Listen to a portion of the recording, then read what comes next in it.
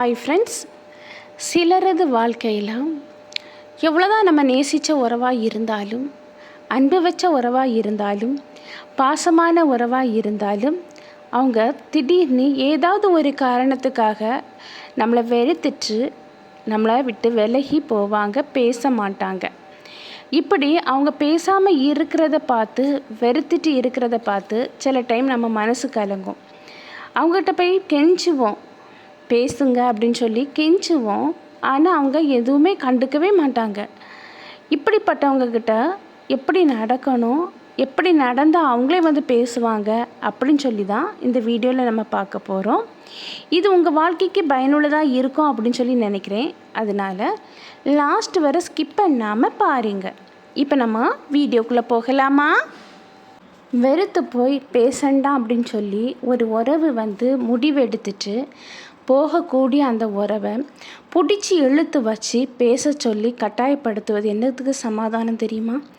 உடஞ்சி போன கண்ணாடியை ஒட்ட வைக்கிறதுக்கு சமம். ஏன்னா இப்படி உடஞ்சிருக்கிற கண்ணாடி எப்போனாலும் நம்மளை குத்தி காயப்படுத்துங்க. அதை வந்து பழைய நிலைமைக்கு கொண்டு வர்றது ரொம்ப ரொம்ப ரேரு, கஷ்டம் அப்படின்னே சொல்லலாம். அதனால் ஒருத்தங்க உங்களை வேண்டாம் அப்படின்னு சொல்லி வெறுத்துட்டு உங்கள்கிட்ட பேசாமல் போகிறாங்கன்னா, நீங்கள் அவங்கள பிடிச்சி வச்சு அந்த அன்பு கிடைக்கணும்னு சொல்லி போராடுறது வீண் அப்படின்னே சொல்லுவேன். சிலவங்களை பார்த்திங்கன்னா வாழ்க்கையில் முன்னேறணும் அப்படின்னு சொல்லி ஆசைப்படுவாங்க. அதுக்காக வாய்ப்பு வர்றது வரை காத்திருப்பாங்க. இப்படி காத்திருக்கிறது வீணுங்க. நம்மக்கிட்ட இருக்கிற அந்த நிலைமையை வச்சு உயரக்கூடிய வழியை தான் பார்க்கணுமே தவிர, வாய்ப்பு வரும் அப்படின்னு சொல்லி காத்துட்டு இருந்தோன்னா நம்ம காலங்கள் வீணாக போகும். பிடித்த உறவு, நேசித்த உறவு, பிரிஞ்சு போன உறவு பார்க்காம பல வருஷம் போகலாங்க. அதே போல் பேசாமல் பல மாதங்கள் கூட போகலாம். ஆனால் நினைக்காம ஒரு நாளும் இருக்க முடியாது. வாழ்க்கையில் வெற்றிகரமான வாழ்க்கையை விட மகிழ்ச்சியான வாழ்க்கை மிக சிறந்தது அப்படின்னே சொல்லலாம். எல்லா உறவுமே கண்ணாடி மாதிரி தாங்க. எப்படின்னு பார்க்குறீங்களா? நம்ம எப்படி ஒருத்தங்கக்கிட்ட பழகுறோமோ அதை பொறுத்து தான் அடுத்தவங்களும் நம்மகிட்ட பழகுவாங்க. கண்ணாடி பாருங்கள், நம்ம முகம் எப்படி இருக்கோ அது அப்படியே பிரதிபலிக்குது இல்லை? அதே போல் தான் ஒரு உறவுகிட்ட நம்ம அன்பாக நேசித்து பழகணுன்னா கண்டிப்பாக அங்கேருந்து ரிப்ளை வந்து நமக்கு அன்பாக நேசிப்பு வந்து வரும். ஆனால் நம்ம வந்து எப்படி கோபமாக பேசி பழகுனா அதே மாதிரி எதிரில் இருக்கிறவங்களும் கோபமாக பேசி பழகுவாங்க. கூடும் அளவும் நம்ம உறவுகிட்ட அன்பாக இருக்க கற்றுக்கணும். ஏன்னா இந்த கண்ணாடி, அன்பான கண்ணாடி கீழே விழுந்து உடஞ்சினா பழையபடி ஒட்ட வச்சாலும் அது பழைய நிலைமைக்கு வரதில்லை. அதே போல தான் சில தவறான வார்த்தைகளின் நிமித்தமாக மன காயப்பட்டு பிரிஞ்சு போகிற உறவு, வேண்டான்னு சொல்லி வெறுத்து போன உறவு பழையபடி வந்து ஒட்ட வைக்கணும்னு நம்ம ட்ரை பண்ண வர, அது ஒட்டதுக்கு நம்ம ட்ரை பண்ணி ஒட்ட வச்சா வர அது பழைய மாதிரி அந்த உறவு வந்து நம்மக்கிட்ட அன்பு காணிக்கிறது இல்லை. உங்களை விட்டு யார் உங்களை வெறுத்துட்டு போனாலும், உங்களை வேண்டான்னு சொல்லி ஒதுக்கி தள்ளுனாலும் உங்கள் கூடவே கடவுள் இருப்பாங்க. கண்டிப்பாக உங்களை ஒரு நாளும் கைவிடவே மாட்டாங்க. சில நேரம் வாழ்க்கைங்கிறது கொஞ்சம் திமிராக வாழ்கிறது தப்பு இல்லைங்க. ஏன்னா ஒருத்தங்க உங்ககிட்ட அன்பாக இருந்தால் அன்போடு நடங்க. ஒருத்தங்க உங்ககிட்ட வெறுப்பாக பழகுனாங்கன்னா நீங்களும் வெறுப்பை காணிச்சிருங்கங்க. அதுக்கு இல்லாமல் பேசாத உறவை கிட்ட போய் பேசுன்னு சொல்லி கெஞ்சி நின்று தன்னுடைய ஒவ்வொருவருடைய தன்மானத்தையும் சுயமரியாதையும் அங்கே இழந்து நிற்கிறது வந்து கொடுமையிலையும் கொடுமைன்னே சொல்வேன். அன்புக்காக யாருக்கிட்டேயும் போய் பிச்சை எடுக்காதுங்க. அன்புங்கிறது தன்னால் வரணும். அது ஒரு உணர்வு. அந்த உணர்வு நம்ம வந்து சொல்லி அவங்ககிட்ட கேட்டு கெஞ்சி பெறுறது அன்பு இல்லைங்க. அன்பு வந்து ஒரு பூந்தொட்டி மாதிரி, குப்பையில் கசக்கி தூர போடுறதுக்கு யூஸ் பண்ணிக்கிட்டு. அதனால் கெஞ்சி பெறாதீங்க அன்பை. அதாவது காதலுக்காக பிச்சையும் எடுக்காதீங்க. சில உறவுகள் என்ன ஆகுது அப்படின்னா பேசாமல் வெறுத்துட்டு போகும். ரீசன் பார்த்திங்கன்னா பணமாக இருக்கும் சில டைம்.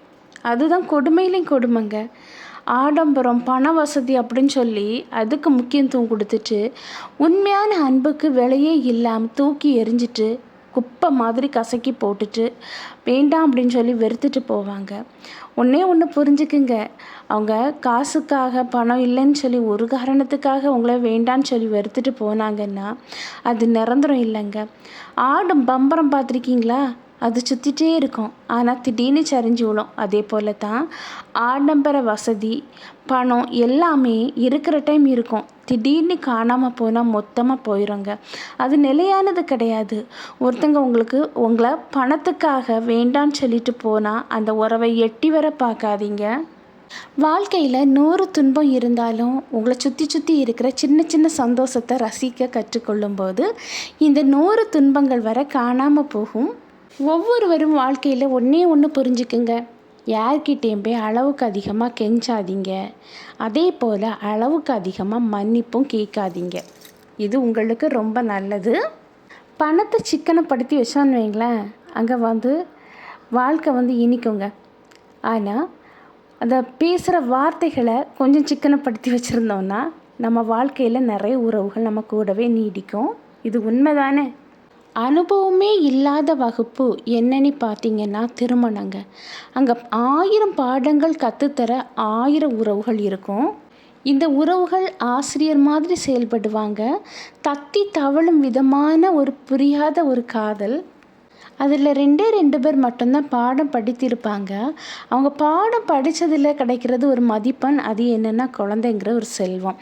இது லாஸ்ட் வர அனுபவத்தை தந்துகிட்டே இருக்கும். வாழ்க்கையில் இன்னுமே இவைகள் எல்லாமே சேர்ந்து பார்த்திங்கன்னா முற்றுப்பெறாத ஒரு பாடம்தான் அப்படின்னே சொல்லுவேன். அதில் முடிவே இல்லாதது என்ன அப்படின்னா இணைந்த தம்பதியின் காதல் அப்படின்னு சொல்லலாம். எவ்வளோதான் கஷ்டம் வந்தாலும் எவ்வளோதான் போராட்டம் வந்தாலும் நான் உனக்கு இருக்கிறேன் அப்படின்னு ஒரு வாழ்க்கைத்தானே உங்களுக்கு கிடச்சினா அதை விட வேறு எதுவுமே இல்லைங்க சிறந்தது. ஒருத்தங்க உங்களுக்கு சாப்பாடு வாங்கி கொடுக்குற அளவுக்கு வசதி வாய்ப்பு இல்லாமல் இருந்தாலும் உங்ககிட்ட நீ சாப்பிட்டியா அப்படின்னு அன்போடு கேட்குற ஒரு உறவு இருந்துன்னா நீங்கள் தாங்க இந்த உலகத்தில் பெரிய பணக்காரன். எப்படின்னு பார்க்குறீங்களா? எத்தனையோ வசதி படைச்சவங்கெல்லாம் நிறைய விதவிதமாக சாப்பாடு இருந்தால் வர சாப்பிட்டியா அப்படின்னு அன்பாக கேட்குறதுக்கு ஒரு ஆள் இல்லைங்க. எப்படி தான் இந்த உலகம் இருந்துகிட்டு இருக்குது. உங்களை ஒருத்தங்க வெறுத்துட்டு வேண்டாம் அப்படின்னு சொல்லிட்டு போகிறாங்கன்னா அவங்கள கொண்டு போய் கெஞ்சாதீங்க. அவங்கள அப்படியே விட்டுருங்க. பெரிய கும்பிடு போட்டுட்டு சிரிச்சிட்டு புன்முறுவலோடு அனுப்புங்க. விட்டுட்டு உங்கள் கடமையில் நீங்கள் உங்கள் கவனத்தை முழுவதுமாக செலுத்துங்க. இப்படி செலுத்தும் போது உங்கள் தகுதி தராதரம் உயர்ந்த நிலைமைக்கு வரும். ஒருத்தங்க உங்களை வெறுத்துட்டு வேண்டாம் அப்படின்னு சொல்லி பேசாமல் போகிறாங்கன்னா நீங்கள் எப்போவுமே அவங்களுக்கு அவைலபிளாக இருந்திருக்கீங்க. அதனால உங்கள் அன்பு அவங்களுக்கு புரியலை. அதுதான் அவங்க நம்மளை புரிஞ்சுக்கலையே அப்படின்னு சொல்லி யோசிக்காதீங்க. இவங்க இப்படித்தான், நீங்கள் எவ்வளவுதான் சொன்னாலும் அவங்க புரிஞ்சிக்க மாட்டாங்க. அதனால பிடிச்சி இழுத்து வச்சு அதை உறவை அன்பு காணின்னு கேட்கும்போது அங்கே இருந்து வரக்கூடிய அன்பு உண்மையான அன்பாக இருக்காது. அது ஏதோ கடமைக்கு போலியான அன்பாக தான் இருக்கும். முடிஞ்ச வர எந்த அன்பையும் பிடிச்சி இழுத்து வாங்கணும்னு மட்டும் நினைக்காதீங்க. அது அந்த அன்பு உணர்வு பூர்வமான அன்பு. அது வெளியே சொல்லவே முடியாது, தன்னால் உள்ளே இருந்து வரணும். அப்படி வந்தால் தான் அது உண்மையான அன்புங்க.